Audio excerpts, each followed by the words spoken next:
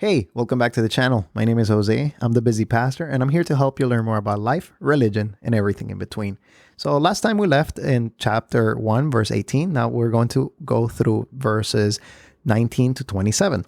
So, this whole theme of the book of James, it can be kind of summarized on the idea of being othered centered.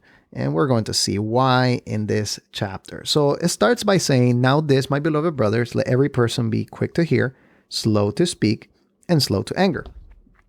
Now, when you think about those, you usually will see that when you're slow to speak, when you're quick to hear, and you're slow to anger, you will be focusing on others because you're not taking all the center of attention. Quick to hear and slow to anger. Now, the next verse talks to us about anger, and it says, "For the anger of man does not produce the righteousness of God."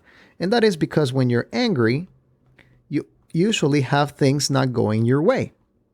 So you're focusing on yourself. And the next verse is very well connected. It says, "Therefore put away all filthiness and rampant wickedness, to receive with meekness the implanted word of God." So the implanted word is a metaphor, right? It's like planting a seed. The seed is the word of God. And that word, when it grows and it has its effect, right, is able to save your souls. And when that is able to save your souls, that is directly connected to the next part, which is, "But be doers of the word and not hearers only, deceiving yourselves. For if anyone is a hearer of the word and not a doer of the word, he is like a man who looks intently at his natural face in the mirror. For he looks at himself and goes away and at once forgets." So those who hear the word only are people who forget when they look in the mirror.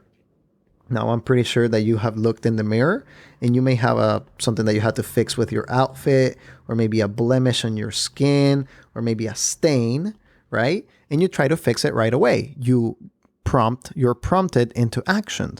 But when you are a hearer of the word only, those people that say that they're religious and they may read their Bibles, but they don't practice, they don't go into help others. They are not focusing on others, but on themselves.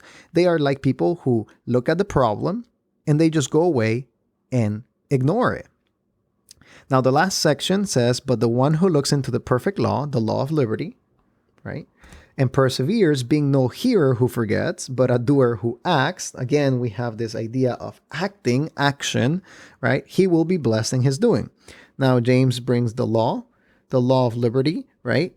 Talking about the freedom that we have about the law. This is the New Testament, so we're thinking about Jesus already fulfilling the law. He did not abolish the law, but he fulfilled it. And as he fulfilled the law, he gave us freedom to go, and act like he did, to follow him and follow the pattern that he left us in this world. Now, he continues saying, "If anyone thinks he is religious and does not bridle his tongue, he deceives his heart. This person's religion is worthless. Because religion that is pure and undefiled before God the Father is this: to do actions, right?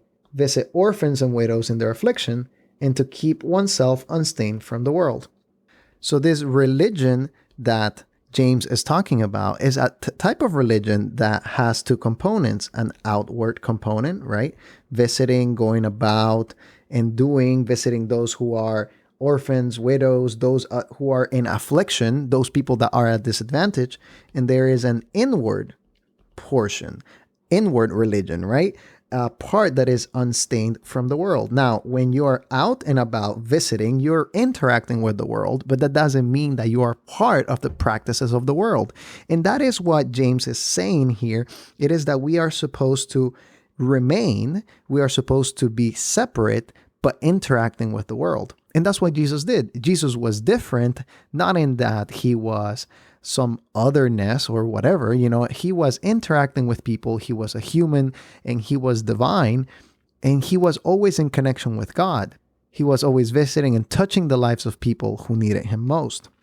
So this inward, right, and outward is connected with the mirror, because when you have something to fix, when you have something like a blemish or a stain or something that you need God to help you overcome, you go look at the mirror and you try to look and ask, hey, God, help me with this. So the whole chapter is about being other-centered, right? And at the same time, recognizing that we need this clean heart, we need this clean attitude, right, to continue submitting to God.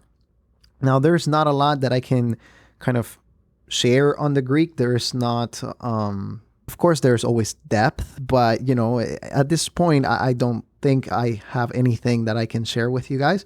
If I do have something, I will make sure to put it in the OneNote, and you can access these comments on the link below. So make sure to ask questions, to, anything that you think, and we'll be doing videos to help you out. Thank you for watching, and we'll see you on the next one.